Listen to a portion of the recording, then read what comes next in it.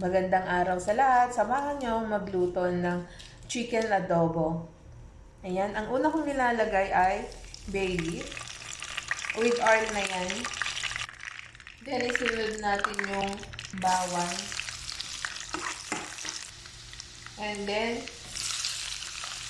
luya, sibuyas. Ilagay na natin ang chicken.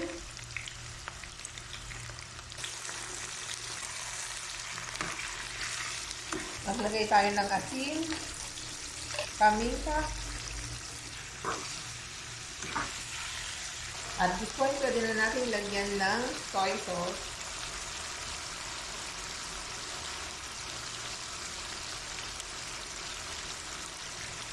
Then, vinegar.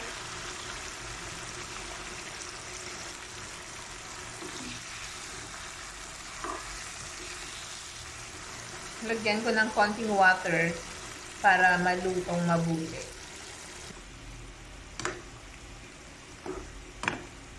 Takpan muna natin. Luto na ang ating chicken adobo. Thank you for watching. Keep safe everyone.